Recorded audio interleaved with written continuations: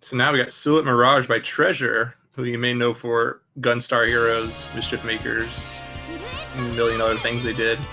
Radiant Silvergun.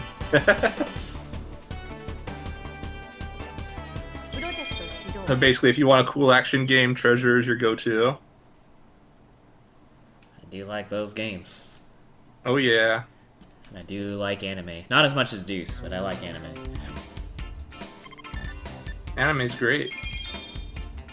But yeah, this had an English release on the PlayStation. Working Designs actually did that version.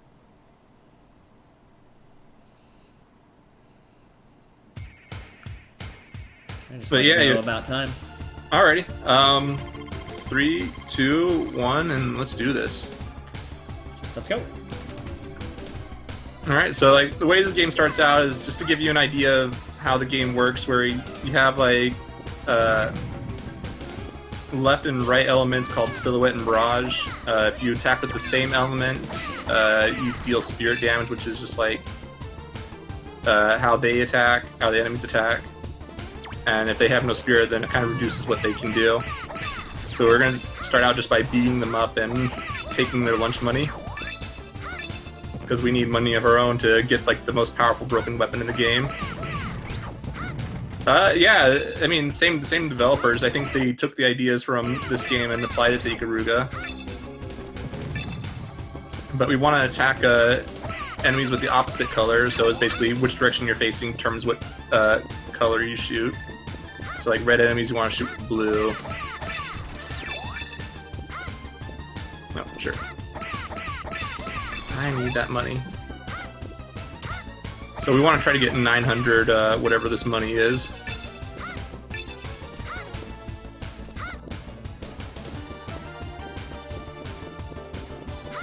Because right now we have a really weak weapon. Okay, there we go.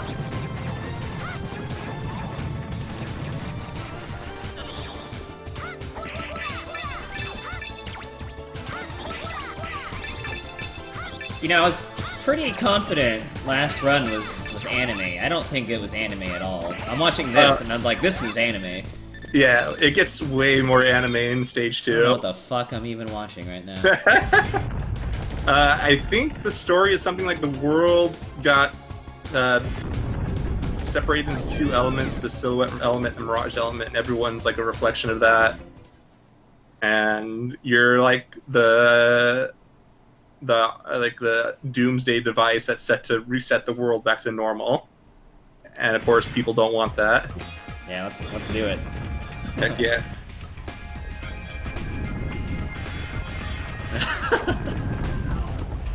Oh yeah, Kari's here. She ran this on the GDQ 2013 bonus stream. Do you remember when they had that? Yeah, I do remember bonus stream. I've probably seen it one time then. Yeah. So these little pumpkin head dudes are the worst, because even when you kill them, or even when you just drain their spirit, they still throw. It can still hit you. Yeah. Yo, right here. So then this is gonna be like our little farming spot. Ah.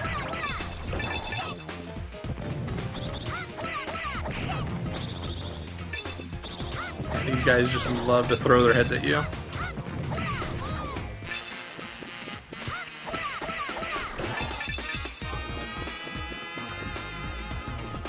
Yeah, stretch them legs.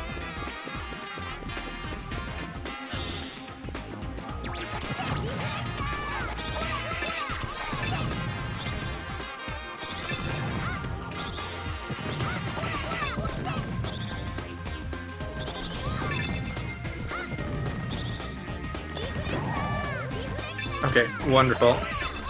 Didn't have to go for a 3rd time. So here's like a secret shop.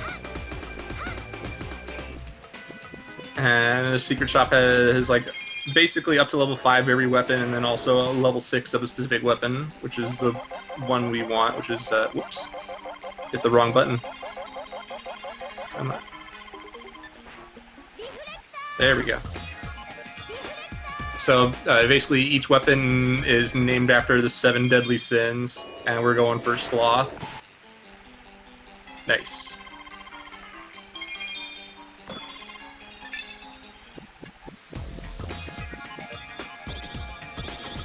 And of course, working designs scrub a lot of this game's religious references because it's 90s Japan. It's chock full of them. But yeah, now we got like a weapon with auto fire, just so many more shots and just melts enemies.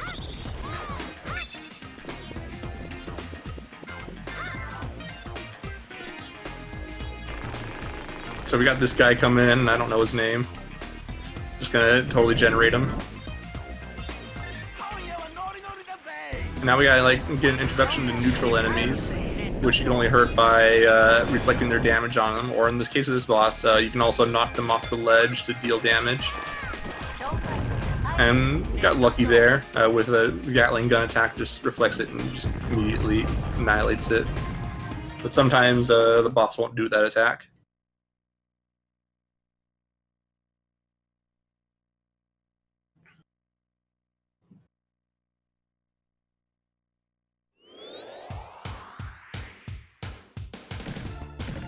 Yeah, we can steal lunch money super efficiently. So now we got this guy, his name is Moses. Oh, he teleported. He ends up being our main travel guy.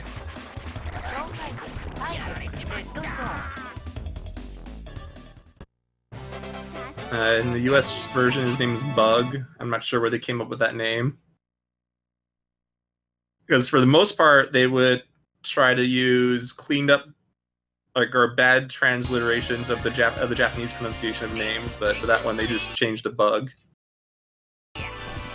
Like all the weapons, they're just like really bad transliterations of the Seven Deadly Sins. Now this is like my favorite stage, like in terms of appearance. There's just like so many cool background layers.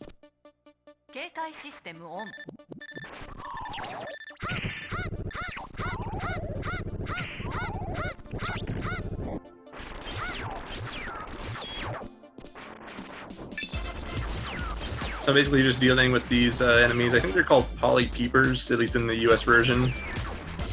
Not sure if they have like a Japanese name. Coming in on motorbikes. Yeah, we got the finger guns. So we're doing this like tackle attack here because it allows us just to run right through them instead of having to deal with them. Now we got here this samurai guy. He's like from some security company, and he's just gonna try to take us down, but he's just super easy to deal with. And if like this fight goes on too long, the people in the background just start tossing stuff on you because they're like, "Hey, you're making too much noise." And that's exactly what's going on here too.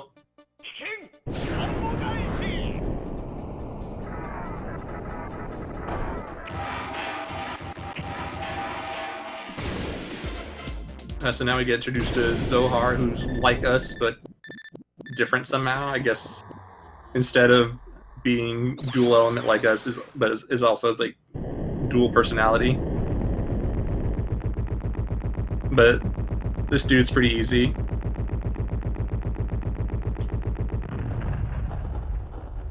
You just can juggle him to death, and just take him down to 500 HP and bam. Super easy.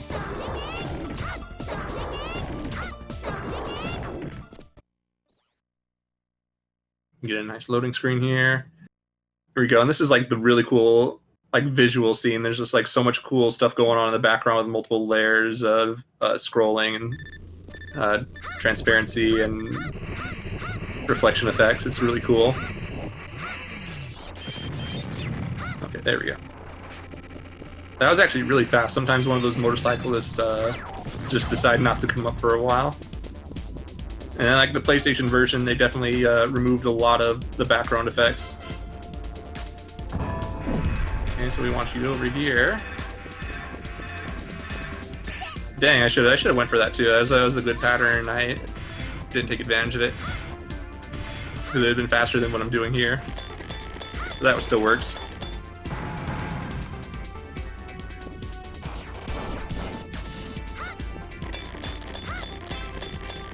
And now we get to fight this dude. I forget his name. He's just some like masked wrestler dude, and he's super easy to take down.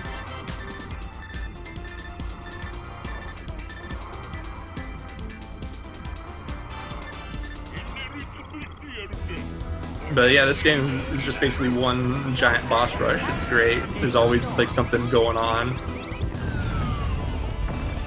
And there's just a lot of eye candy too. Goliath, that's it. Smash like a tiny puppy. Aw.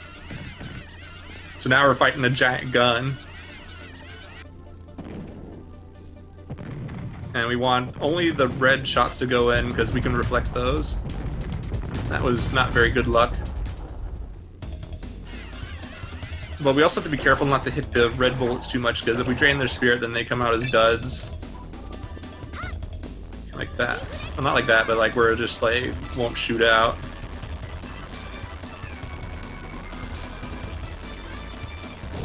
Oh, that is really bad luck there. You can two-cycle this fight in the Japanese version, but that's really uncommon. You have to get really unlucky, or really lucky. In the US version, you can one-cycle this fight, because basically all the damage of reflected shots is increased.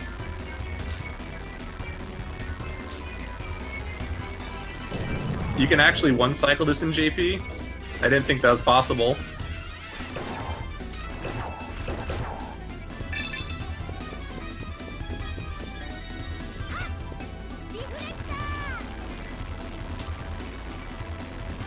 Once. Dang. Yeah, I'm getting not very good luck. Yeah, Chaos is never not finding a Silhouette Mirage stream. Let's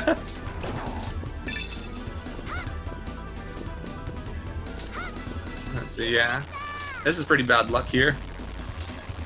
But it can't be helped.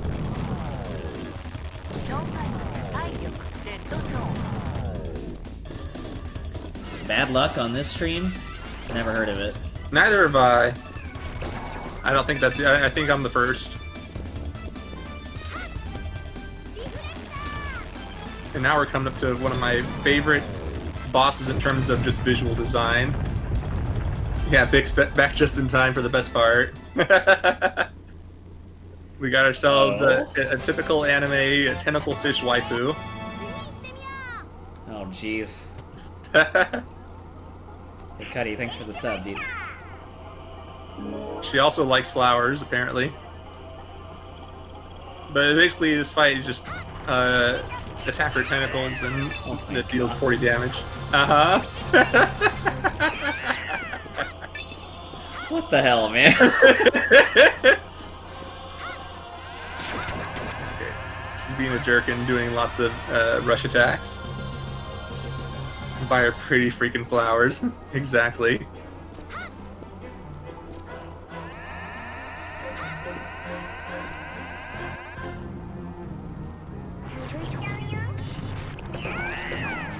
Where did those even come from?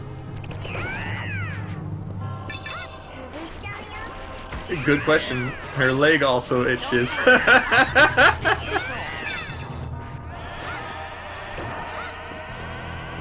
Yeah, the English translation of this game is something else. I love this epic, like, opera-esque fucking music while you fight, like, a cat, doll, female head on a fish. Oh my god. That's what I'm here for. I can see why you chose this one for the finale of the day. Honestly, I chose it because my muscle memory gets really messed up in the other game if I don't start with it. But this too.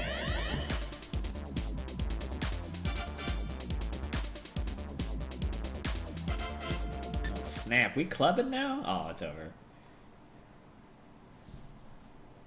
Now we're going to some castle, I'm guessing somewhere in Europe, because they're basically just traveling the world. I'm not sure exactly why. I know we're trying to get to Edo, I think. Something like that. I don't know. The story doesn't make sense. So if we stand here and just don't turn around, the enemies in the back don't throw bombs at us. So we can just chill there and kill the flying things, which is the only thing required to move on.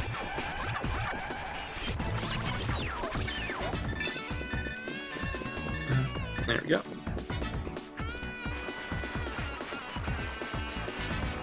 Oh, that makes a lot of sense. That makes a lot more sense. Okay, so we're trying to find our way to the Eden system. All right, so we want to outspeed that that gear there, so it doesn't lock our camera to it. There we go.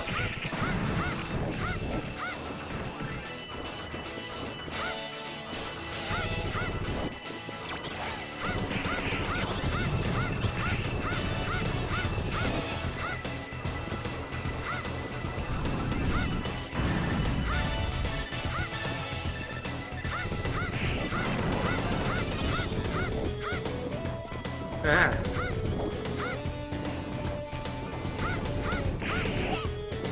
Okay, usually I outspeed that too, but I was just not going fast.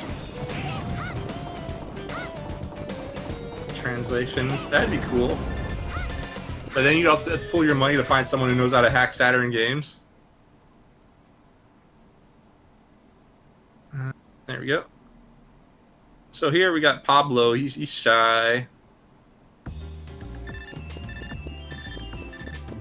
But it also turns out he's actually a werewolf.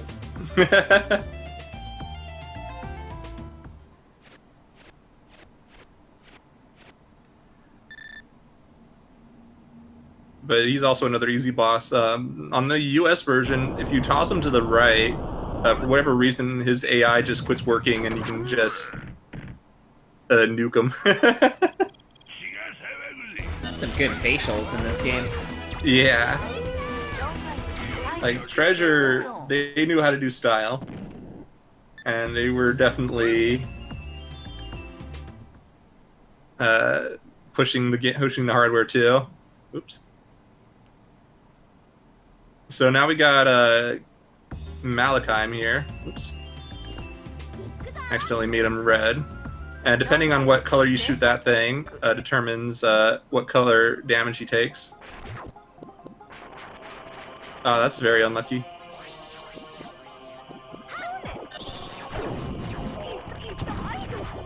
Okay, there we go. Now he moved.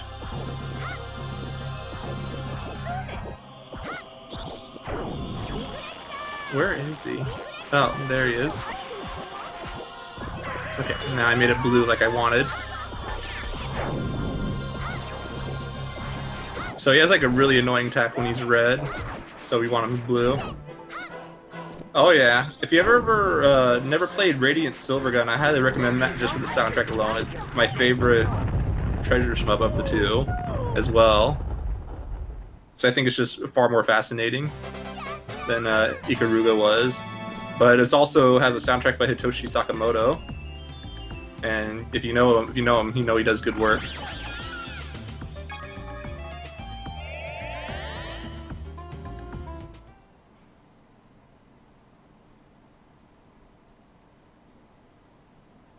So here Zohar decides to hit us up while we're going somewhere.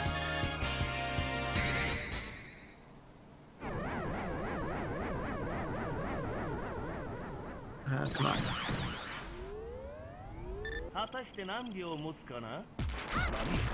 There we go. So the second time you fight Zohar, he's a lot slipperier. Valkyrie Chronicles? I'm not sure, honestly. I don't know what he's done, other than like Final Fantasy Tactics and Final Fantasy 12.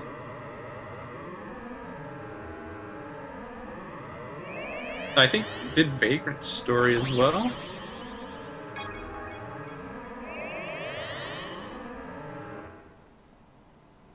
This boss must hate FFT.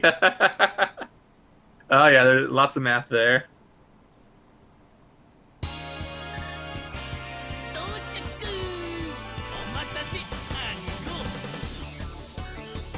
But yeah, Hitoshi Sakimoto has like a very specific sound.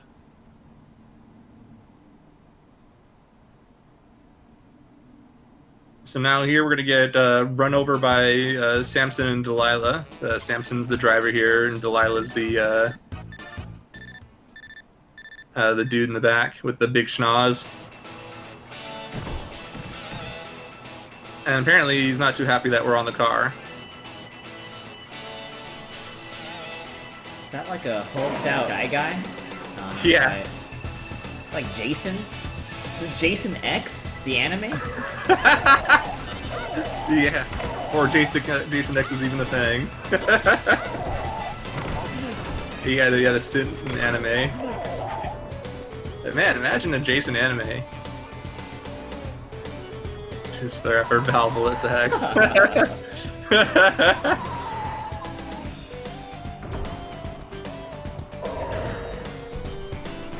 So this is like an auto-scroller of sorts. Each turn is determined by his health amount. But you can get like multiple cycles of the same section if you take too long.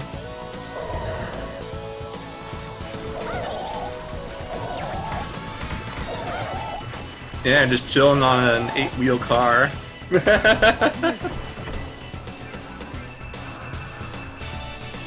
Like, I can't imagine driving that thing. It seems like it'd be a real pain.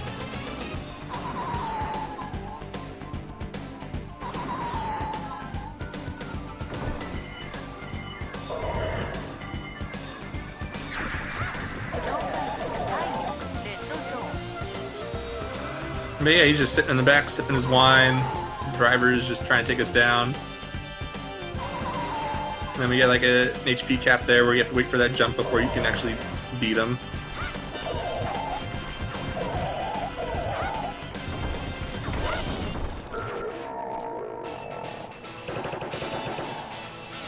And just crash into a building. And it's like no big deal.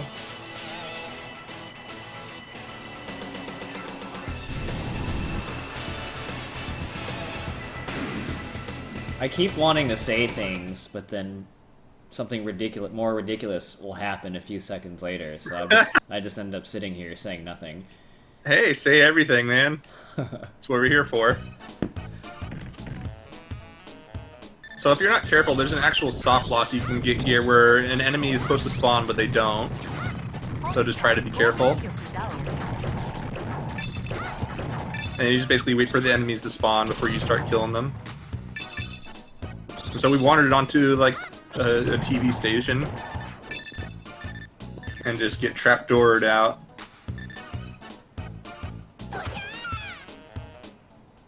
Welcome to Silmir.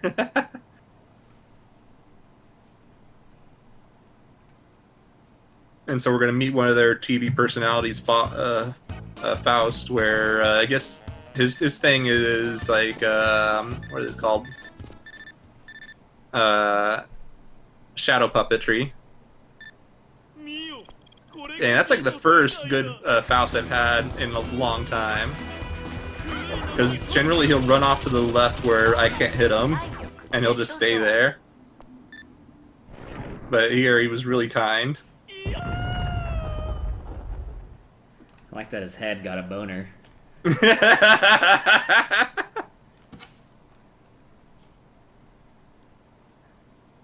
Oh, I could fight this game show host. Turns out, just someone with a helmet, or not a helmet, or not a helmet, a stick with a face on it.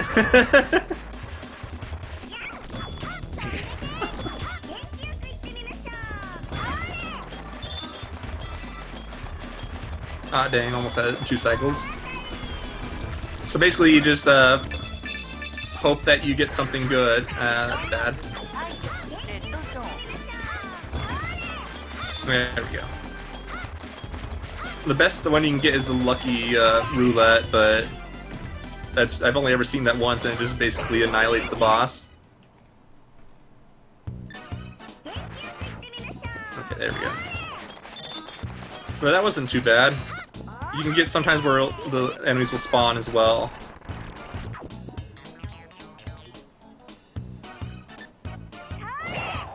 And then you can get like money and health and spirit refills. So now we finally get to deal with Delilah. This is probably one of the most unfortunate bosses in the speedrun, actually. Basically, we can't attack him directly. We have to poison his soup. And he'll breathe in the bubbles at random intervals, and if they're blue, he'll take 8 points of damage. If they're red, he'll regain spirit. And the damage he takes is flat, but he can get as much spirit as he wants if there's any red bubbles. Hey, Nyron, thanks. There's so many soup. Chunky Campbells. But so far, getting good luck on at least on the enemy spawns. I just stay here to the left because it's just easier to deal with them like that. And occasionally he'll throw in some salt to neutralize the soup.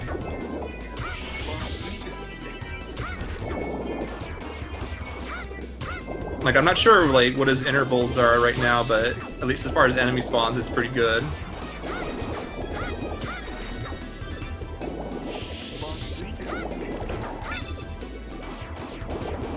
But like after this is a combination of like the two worst bosses in the game. One of them is just pure luck, and you can't actually damage him directly either. Like, this guy's luck, but at least you're always dealing damage. But one boss, 2 bosses from now is just completely random, and he can just choose to do nothing for a very long time.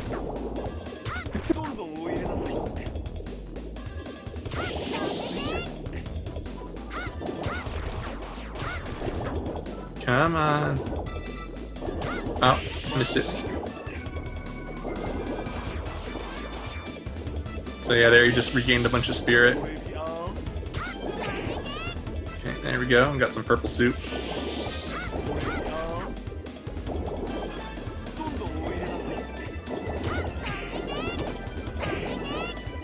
There we go.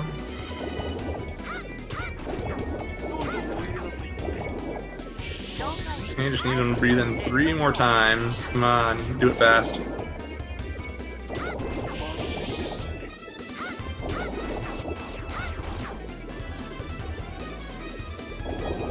Come on, you know you want to breathe in.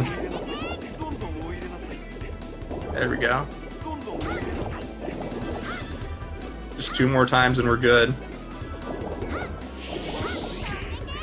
1 more.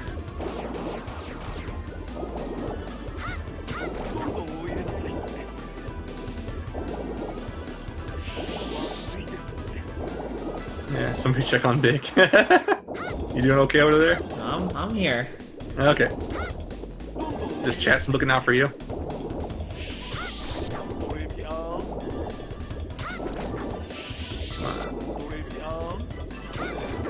There we go. Nick's lost its soup. I think the only thing that would get me is like, this is like funny and weird, but that fight also like took a while. Yeah, it's a terribly long fight. But sometimes it can be somewhat quick if you're lucky, but generally you're not. For sure. But this is a pretty tame fight, but definitely not a whole lot going on.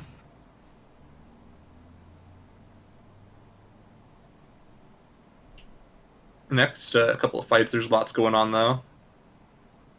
Yeah, it's basically all boss RNG, but at least this fight you can kind of control it. The next 2 fights, you're basically relying on the bosses to actually attack you so you can reflect their attacks, because that's the only way you're going to be able to damage them. And sometimes the bosses just want to stand there and do nothing.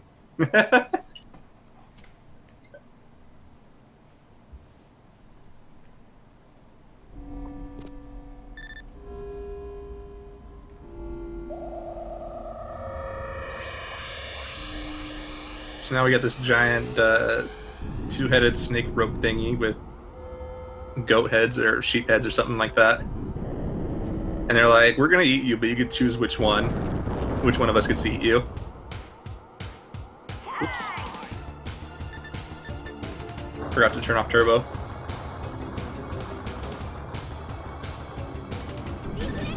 How do they even move like that? Some extreme musculature. Yeah. And it doesn't matter which side you go. In the Japanese, it's just one text box shorter to go left instead of right in Japanese versions. Whereas, like in the US version, I guess it's go right instead of left. Oops. So here we go. First boss. Basically, just have to reflect the attacks. And we're getting pretty lucky, actually.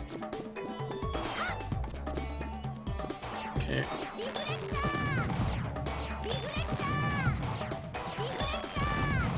Whoops. No, I didn't want to do that.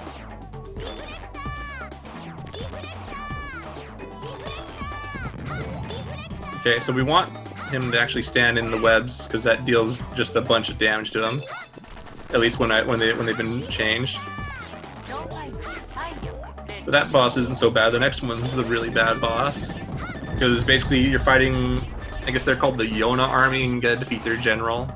And their general can only be damaged by neutral attacks.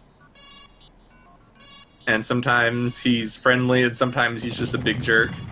And more often than not, he's a big jerk. No, stop it.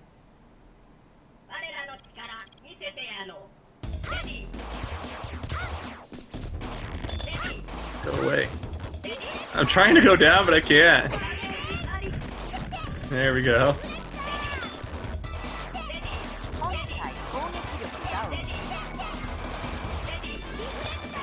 There we go.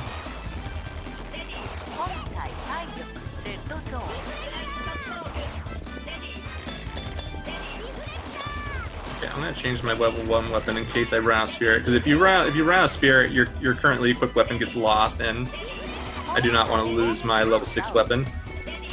But if you die, everything just gets what's the word I'm looking for? Everything gets reset to full, and you actually get a generous amount of lives.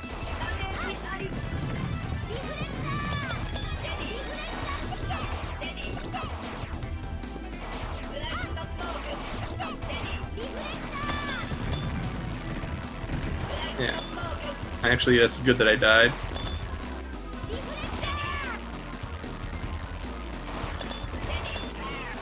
Come on.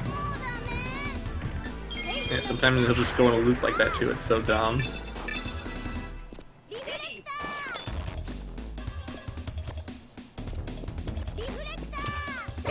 Are you actually gonna do something, or are you just gonna run around?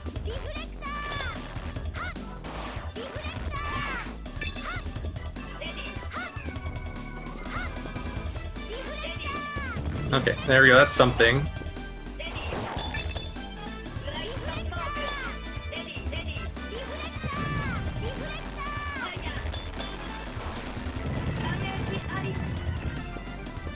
Come on, you know you want to do something.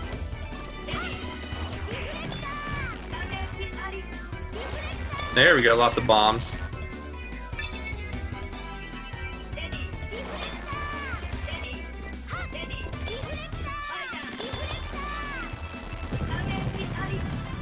Okay, what the heck are you doing?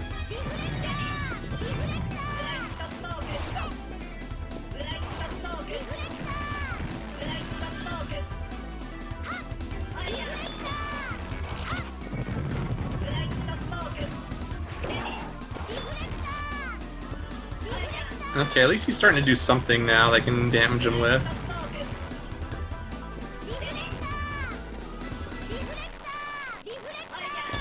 But yeah, a lot of it's just waiting for him to do something. And sometimes you can get lucky and can demolish him. And sometimes you get unlucky like this, where he just stands around doing nothing for a while.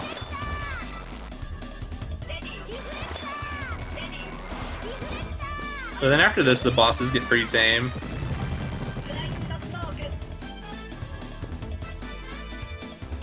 Yeah, there we go. This is like the intended mechanic for this fight? Yes, that's the intended mechanic for this fight. And there's no other way to do this fight. This is mean. Yeah, it is horribly mean.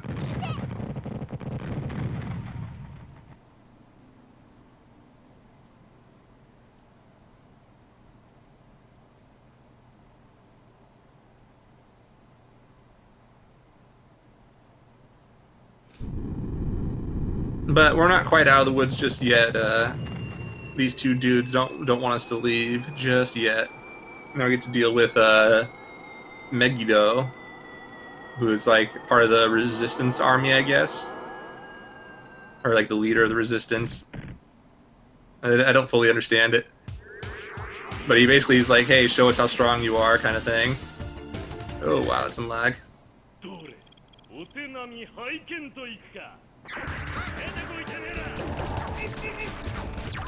Okay. Luckily, we don't have to kill him. For the silhouette faction, okay.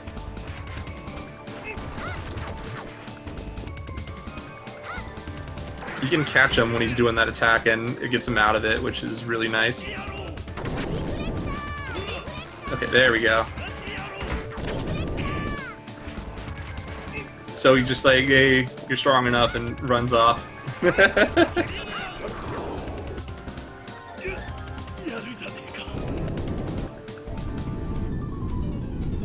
But yeah, I guess he's part of the faction that wants to return the world to normal, and he wants to make sure like we're strong enough to do it. And then he has his brother Har, who wants to keep the world as is because he's in a position of power, I think. And I don't fully understand. So yeah, like no one knows really this game. We're like chipping away at its lore over the last decade. Yeah, not enough people are interested.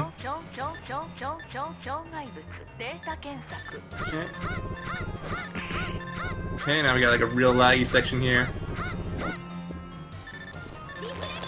Because like you got these two walkers here and they just don't want to cooperate. Because basically there's a ledge here that's still there that wasn't removed. And you can just, there we go. Knock them off of it. Did rank down a little bit. That's not too much of a problem at this point. So basically your weapon has like 3 power levels, and you always want to keep it above 200 if you can. Because that's like when you're most powerful.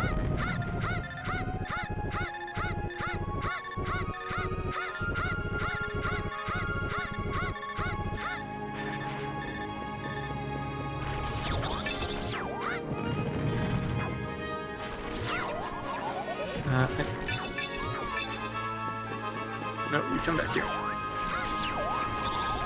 Okay, there we go, over 200 again. Luckily, in the next boss fight, I have all the time I want if I need to refill my spirit. Because the next boss fight's like the last one where you can only damage them in a specific way, but at least you have a lot more control over it. This is basically you want to feed them enemies of the opposite color than what they are currently. And this boss is pretty great looking too. It has like kind of like a derpy dragon look.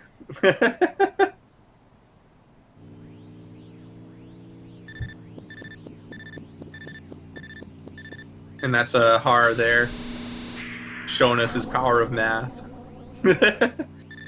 And summoning this dude. And the US release, it's like Gargantuan. In the Japanese version, I forget the name now. But it's like some religious reference, of course. Now you're bringing math to my stream, dude? Unbelievable. No math. No math. You'll get math and you'll like it. So you see these claws that are coming out, you gotta just kind of lure the enemies over to them. And want them to absorb 10 enemies, but you can only absorb like up to 4 at a time.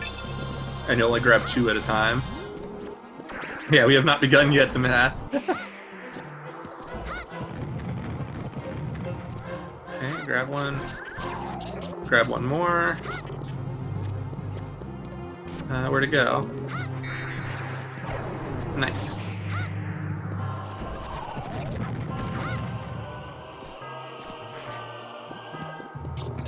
Okay, so now he's gonna crush the enemies after he's absorbed that one, and each one does a set number of damage. So what we want to do is keep out enemies of the color type he's currently at, so he doesn't grab them, because he's gonna like prioritize those ones. Oops.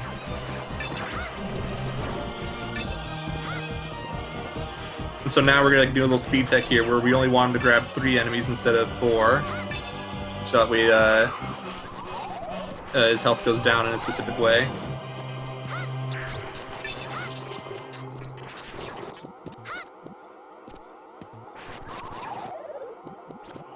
So basically just standing around trying to avoid getting hit.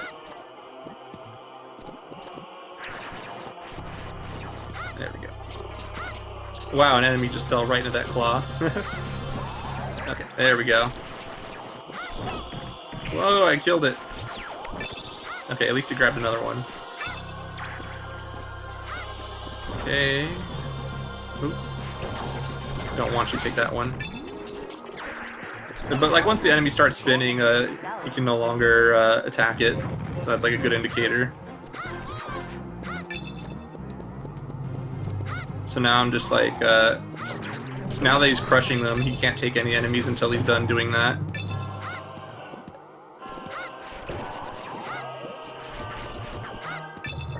Okay. Now I just need him to grab 3 more and then be done with this fight. Although he grabbed the one I didn't want him to grab. Okay, up here. Ow. Okay, awesome. Okay, just need him to grab 1 more and we're good. Although we're stuck waiting. Okay, awesome.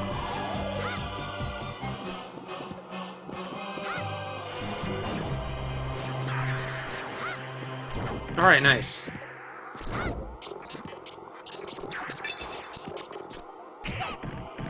Okay, we're good.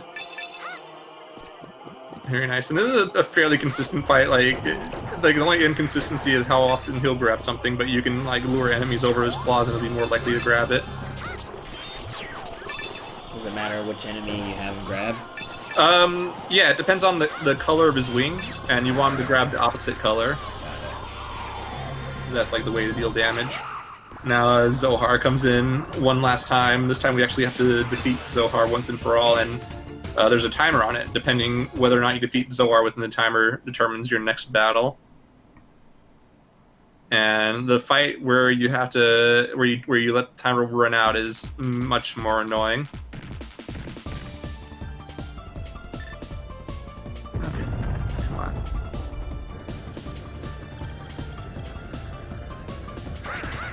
Of course, Zohar's being a jerk as usual.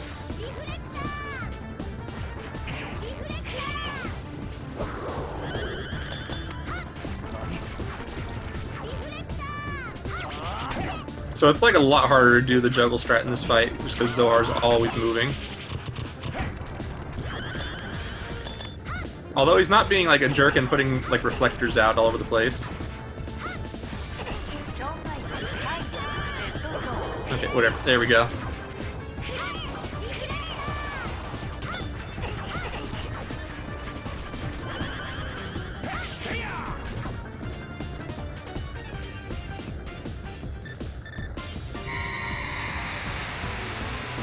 So we got like a little plot twist here where it turns out Zohar is actually like one of those giant monsters that we've been fighting this whole time, just kind of had his power sealed, I guess. I don't know, that's what I was told. So I'm going with that.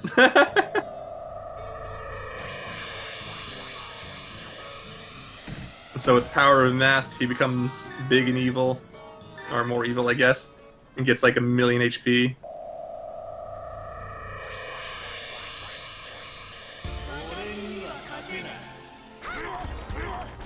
And so then just another damage sponge fight.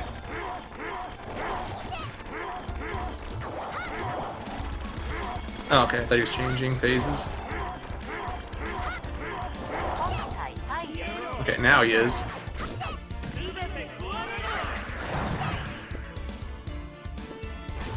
You know, just anime things.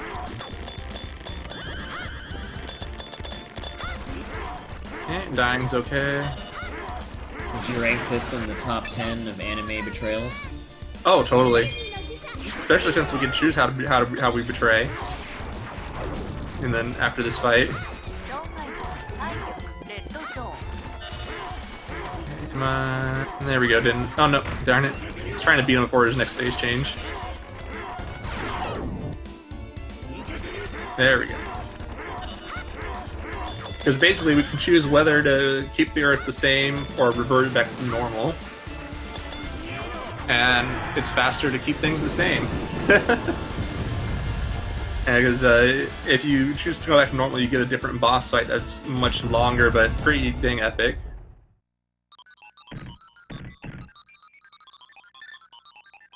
Moses comes in one last time, is like, hey, do you want to shop before the conclusion of the game? And we're like, nah, we're good. Shopkeeper's pretty pissed off, though.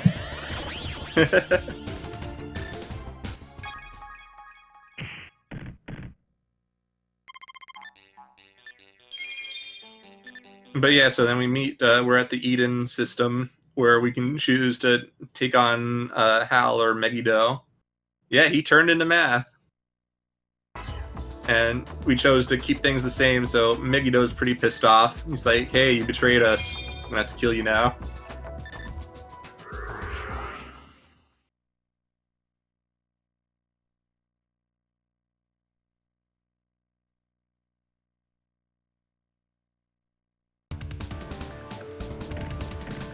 Oh wow, that was a good phase 1. So phase 2 is pretty easy. There's actually an attack we get where you press A, B, and C at the same time, and depending on the weapon you have equipped, does different things. And we're just going to do that here, but it drains like 100 spirit to do. The catch is that you can only attack him when he's attacking, so it's like that's why it's like the best one in time.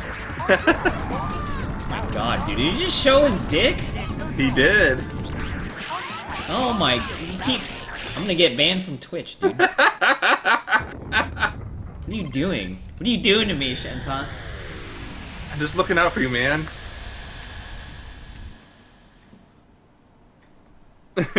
That's guts. So basically, by choosing to leave the world the same, you know, the world's the same, but at least we can exist in it. If we chose to return the world to normal, everything's back to normal, but we no longer exist. We are like a phantom in the world. No one knows, no one acknowledges your existence or even that you're there. So there's no like trade-offs for each ending. But yeah, that was a really crazy final Megiddo fight. Usually he's a jerk and reflects all your attacks.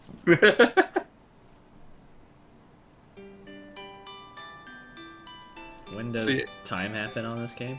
Oh, I already called it, sorry. Oh, shit. It just happened. It happened so fast because that fight was crazy fast.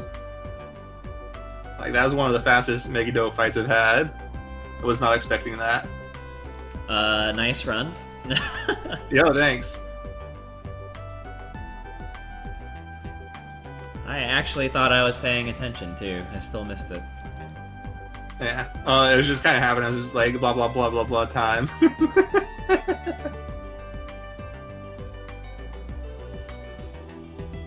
So when are you getting the Sega Saturn running some anime games? Shit. I don't know, man. You can get the Saturn version of Soten and run Maria. Tempting. Because, man, Saturn and Maria is really cool.